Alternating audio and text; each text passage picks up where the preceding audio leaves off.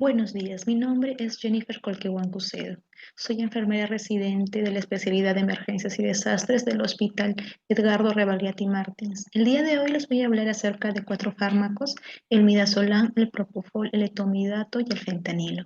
Estos fármacos son utilizados en procedimientos diagnósticos como sedantes y también en lo que es la secuencia de inducción rápida. Este último procedimiento se lleva de forma habitual en el servicio de emergencia. Es por ello que vamos a ahondar un poquito y de forma general sobre este procedimiento, ya que el objetivo principal de esta presentación es conocer acerca de estos 4 fármacos que he mencionado, diferenciar aspectos farmacocinéticos en cuanto a su farmacodinamia, las indicaciones y los cuidados de enfermería que tenemos que tener a la hora de administrarlos.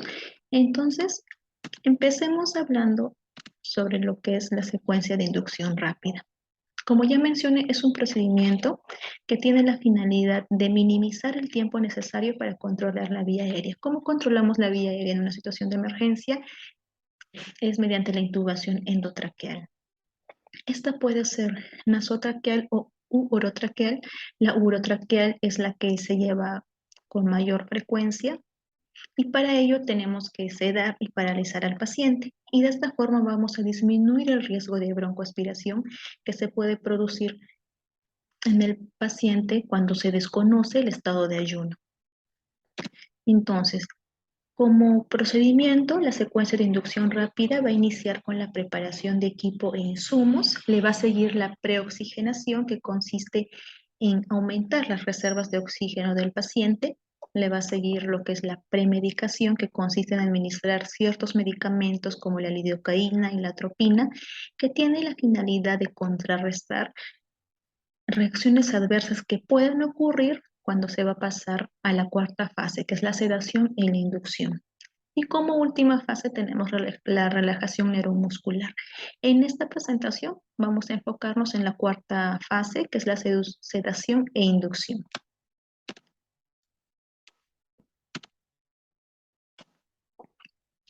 Los 4 fármacos que vamos a desarrollar se aplican en la etapa de sedación.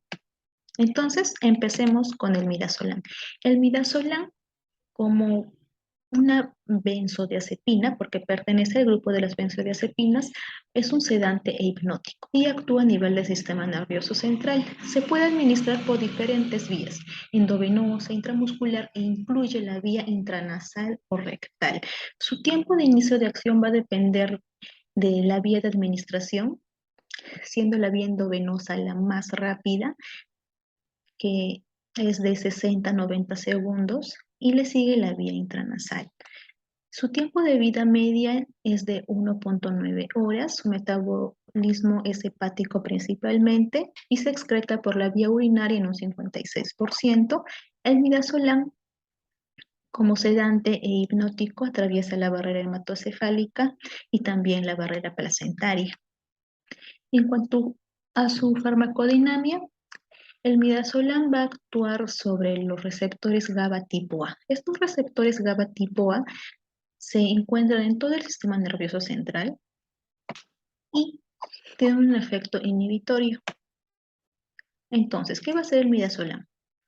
El midazolam, al unirse a este receptor GABA en un lugar específico, aquí como vemos en la imagen, tiene un lugar específico, aquí donde dice benzodiazepinas, porque también tiene otros medicamentos también actúan sobre este receptor. Y una vez que se une a este lugar, va a abrir el canal de cloro, ya que este receptor está acoplado a un canal de cloro. Se abren las puertas de este canal iónico, ingresa cloro, el cloro tiene una carga negativa y entonces va a negativizar el espacio intracelular y la va a hiperpolarizar. Y cuando se hiperpolariza una neurona, se interrumpe la actividad neuronal, y de esta forma surgen los efectos que vaya a tener el midazolam, como es deprimir el sistema nervioso central, la cual va a depender de la dosis. También tiene un efecto ansiolítico, tiene un efecto hipnótico, anestésico, y también produce lo que es la amnesia anterógrada, que quiere decir que la persona no va a recordar lo que le vaya a suceder después que se le administre el midazolam. Y sus indicaciones principalmente son como sedante e inductor. Como sedante, previo a procedimientos de diagnóstico, la dosis inicial es de 2 a 2.5 miligramos y son administradas en 5 a 10 minutos antes de la intervención. Se puede adicionar dosis de 1 miligramo y teniendo una dosis total de 3.5 a 7.5 miligramos.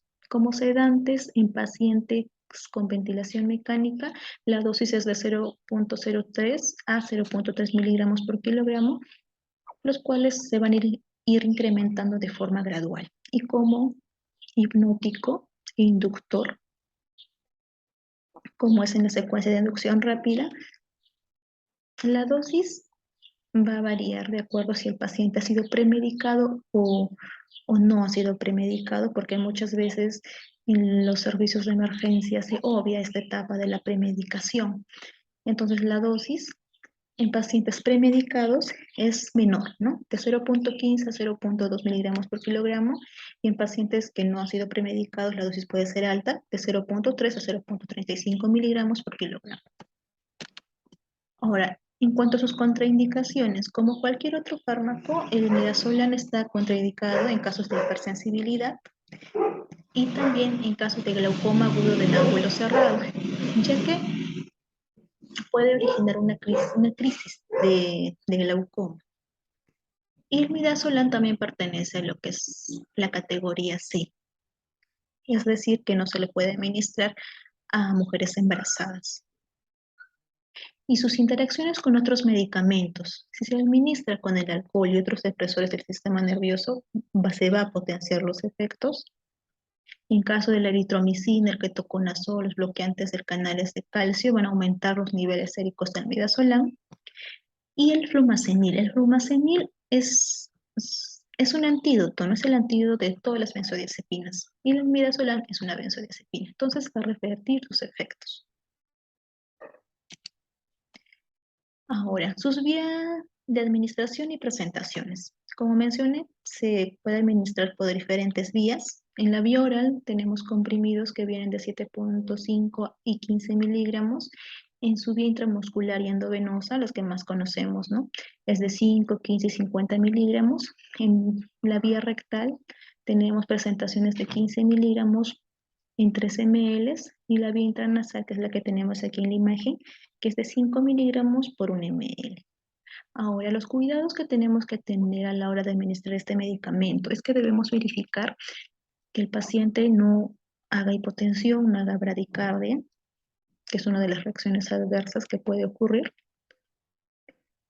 Y también el midazolam se puede administrar diluido en solución fisiológica o también en solución glucosa del 5%, y no se debe mezclar con otros medicamentos.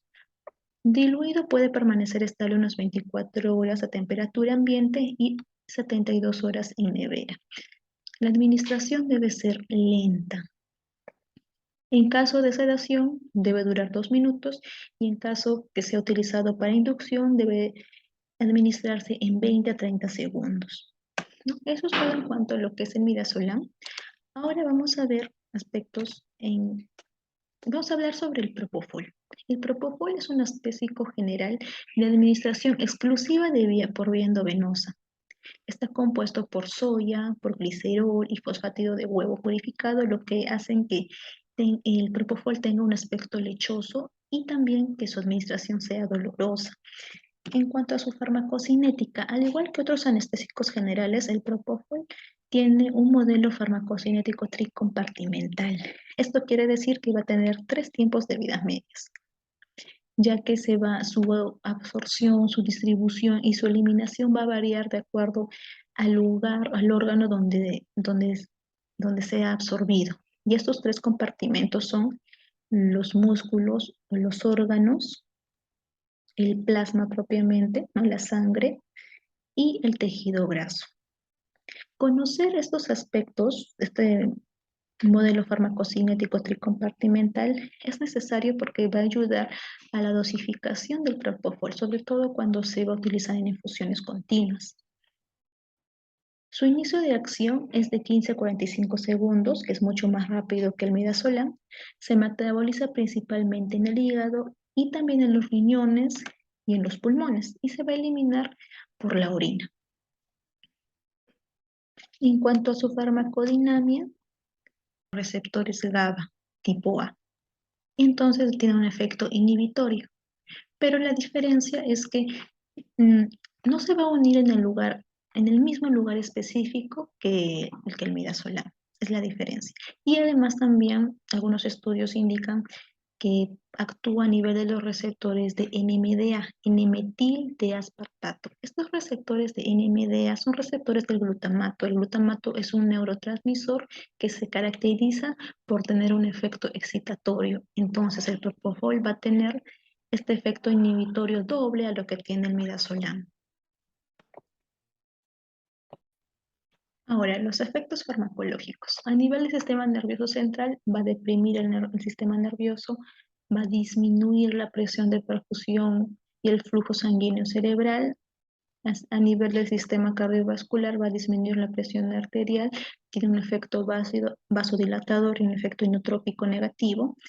A nivel del sistema respiratorio, va a producir apnea, va a disminuir los reflejos protectores de la vía aérea y va a disminuir el volumen corriente. Y en cuanto a un aspecto metabólico, es que el propofol, debido a su composición, puede aumentar las concentraciones de triglicéridos. Y más que todo cuando su administración sea de forma prolongada, ¿no? Sus indicaciones es que el propofol se utiliza como inductor, como mantenimiento del estado anestésico, y también en sedación en adultos con ventilador mecánico. Como inductor, la dosis es de 1.5 a 2.5 miligramos por kilogramo de peso. Y mantenimiento del estado anestésico en los adultos menores de 55 años es de 6 a 12 miligramos por kilogramo de peso administradas en infusión. Y en pacientes sujetos al ventilador mecánico, la dosis es de 0.3 miligramos por kilogramo por hora, y la cual se va incrementando a razón de 5 a 10 microgramos por kilogramo por minuto. Pero la dosis que tenemos que tener más, digamos, más presente como especialistas en emergencia es la dosis de inducción, ¿no? Que es de 1.5 a 2.5 miligramos por kilogramo de peso, ¿no? En cuanto a las contraindicaciones, algunos laboratorios indican en su inserto que el propofol está contraindicado en pacientes alérgicos a uno de los componentes, el huevo o la soya, pero no existe evidencia de ello, pero algunos estudios recomiendan que no se debe administrar propofol en caso de aquellos pacientes que hayan tenido un shock anafiláctico cuando consumieron alguno de los componentes del propofol. Y además el propofol pertenece a la categoría B, no se recomienda su uso en mujeres embarazadas. Y sus interacciones, el propofol al administrarse con los narcóticos, como es la morfina, la meperidina, el fentanilo y otros sedantes, se aumentan los efectos farmacológicos del propofol, ¿no? Se disminuye más la perfusión cerebral, hay mayor depresión del sistema nervioso central, se debe tener cuidado en eso.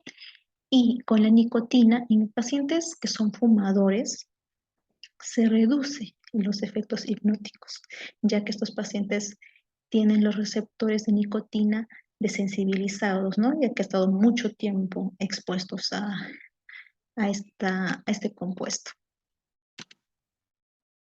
Ahora, las vías de administración y presentaciones. Como dijimos, el propofol es de administración exclusiva endovenosa. Entonces, viene en ampollas al 1%, de 10 y 20 mililitros. Los cuidados que tenemos que tener en cuenta, como ya mencioné con las recomendaciones del caso, es que hay que verificar las alergias del paciente. Su administración puede ser diluida o no, pero hay que tener en cuenta que diluido permanece estable 6 horas. Y si no lo diluimos, puede permanecer estable hasta 12 horas. Es una solución que es compatible con solución fisiológica y cero glucosado, si se quiere administrar de forma diluida.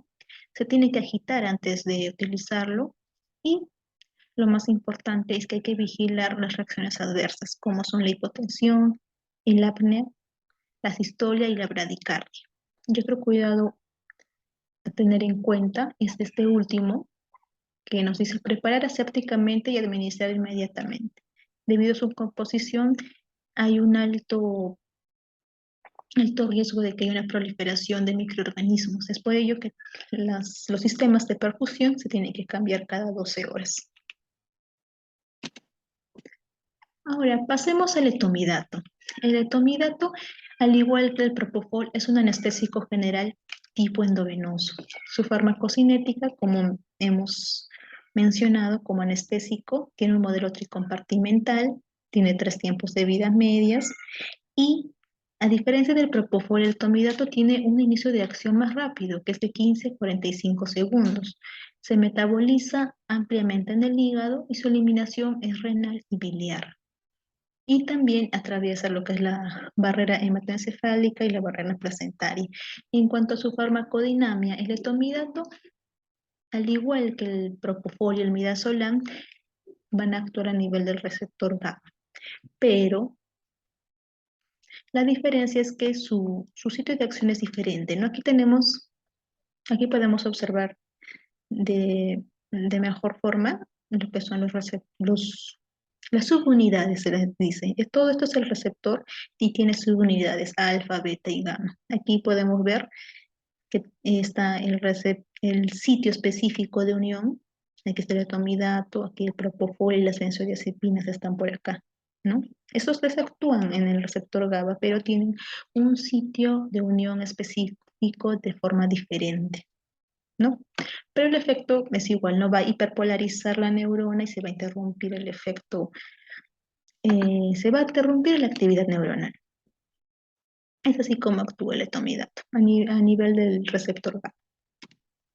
Ahora, los efectos farmacológicos va a producir hipnosis o sueño, tiene un efecto anticonvulsivante, reduce el cortisol y la aldosterona plasmática. Esto debido a que dentro de su composición, el etomidato es un imidazol.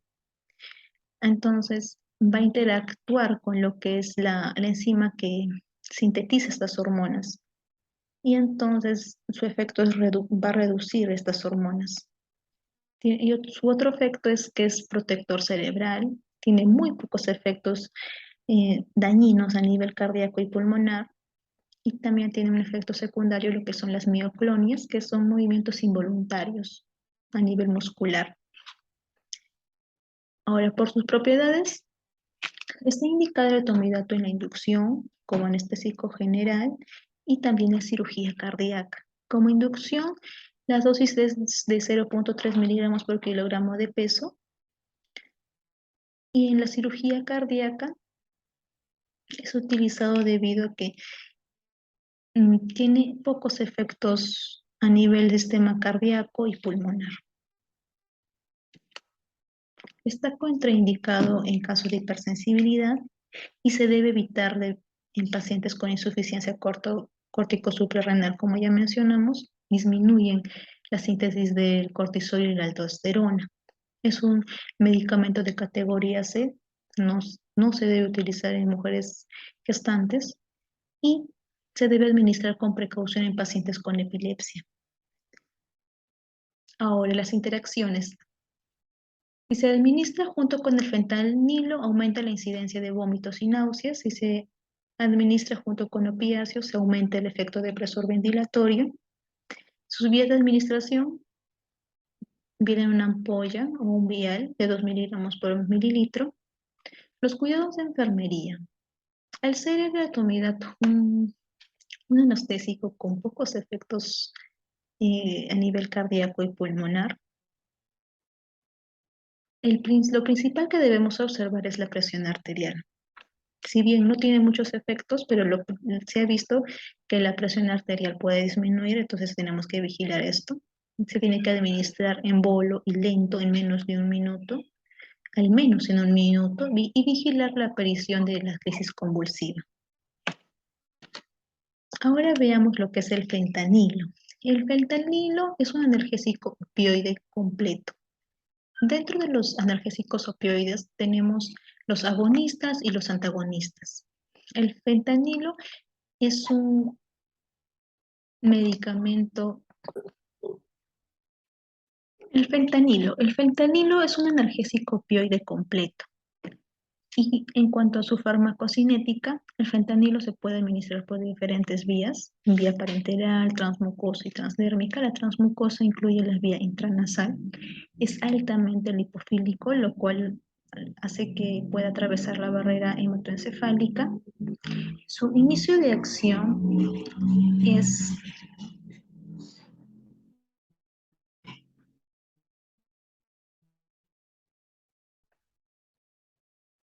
el fentanilo. El fentanilo es un analgésico opioide completo.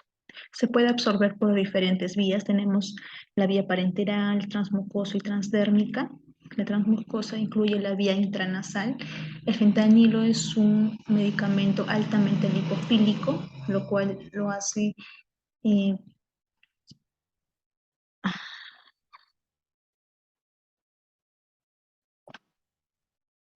el fentanilo. El fentanilo es un analgésico opioide completo. En cuanto a su aspecto farmacocinético, el fentanilo se puede absorber por diferentes vías. Tenemos la forma parenteral, transmucosa y transdérmica. La transmucosa incluye la vía intranasal.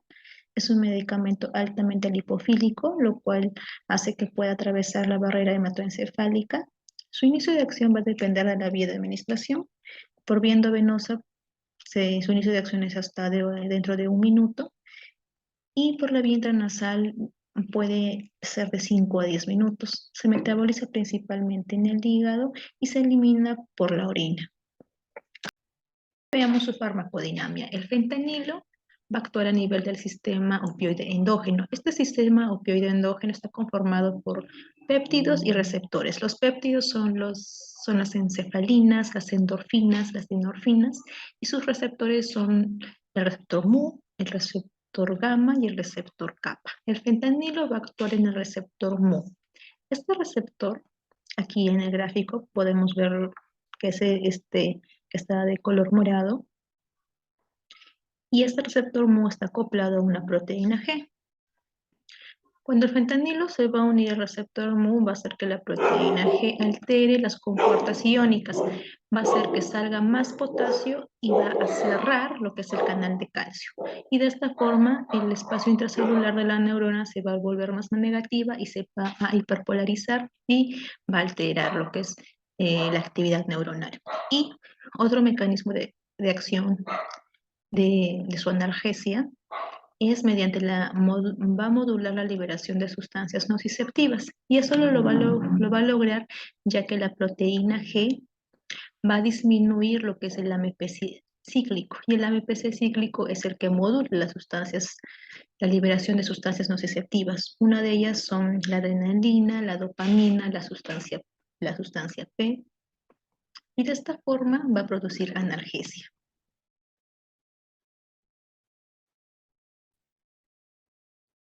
Entonces, dentro de sus efectos farmacológicos del fentanilo, tenemos que va a producir analgesia principalmente, va a producir sedación, va a producir una inhibición de la respiración y también va a producir euforia. El fentanilo tiene la característica de producir efectos inhibitorios y excitatorios. Aún se desconoce el mecanismo específico de esto, pero es lo que se ha visto.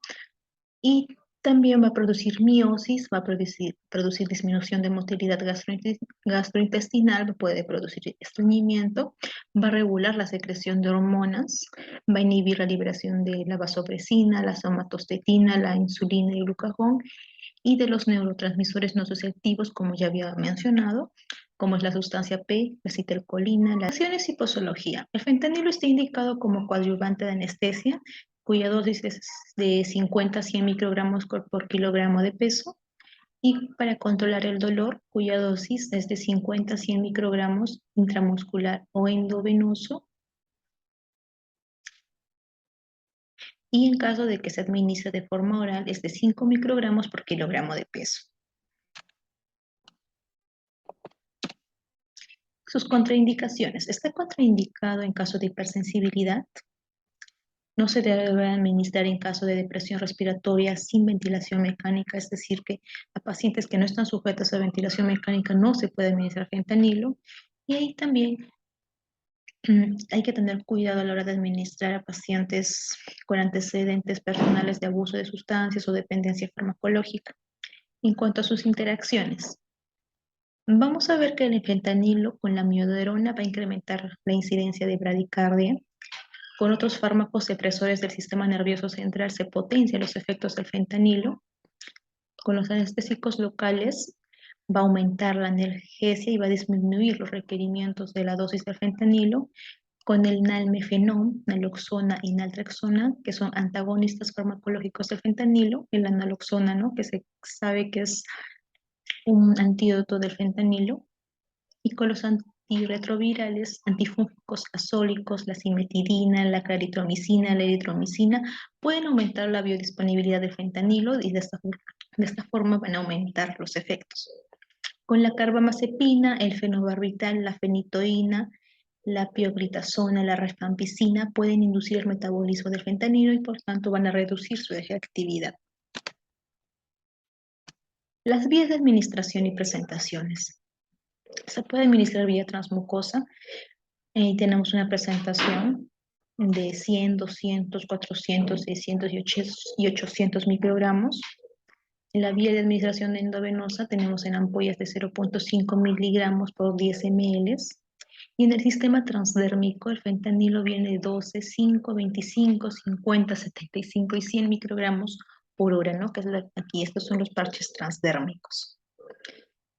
Y en cuanto a los cuidados de enfermería, el fentanilo se debe administrar en bomba infusora y si va a ser, si no se diluye el fentanilo se debe proteger de la luz y también hay que vigilar los efectos adversos que son el apnea, la bradicardia y también verificar si presenta lo que es el tórax rígido, que es una reacción adversa del fentanilo, y también hay que controlar la presión arterial.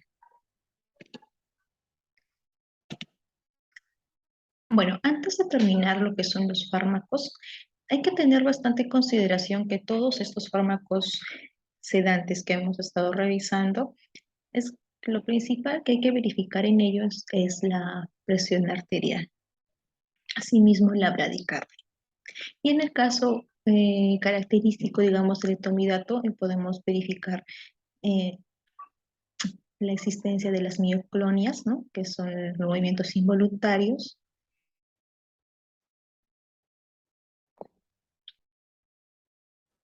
Ahora pasaremos a lo que es el aporte científico. El artículo que he revisado titula Factores de riesgo de reacción paradójica asociados a sedación endovenosa con midazolam. Nosotros esperamos que en un paciente que a la hora de administrar midazolam es que produzca lo que es sedación, pero se ha visto que en algunos pacientes se produce lo contrario, lo que es la desinhibición emocional. Mucha literatura no hace mención a esto ya que el porcentaje es mínimo, pero este estudio ha demostrado que el porcentaje es un poco mayor, ¿no? No es tan significativo aún, digámoslo, pero es mayor a lo que demuestra la literatura. Y además, este estudio ha permitido clasificar estas reacciones paradójicas, lo que normalmente en la literatura no se encuentra, y lo ha clasificado de 3 formas. Un efecto paradójico donde se ha visto locuacidad y desinhibición del paciente y una agitación psicomotora moderada y severa.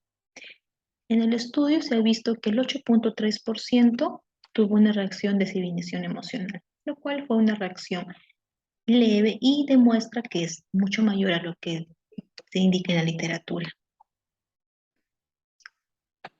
Entonces, es un aspecto que hay que tener en cuenta en cuanto al midazolam a la hora de administrar. Hay que estar preparados. Bueno, eso sería todo respecto a los fármacos que se han utilizado. Muchas gracias.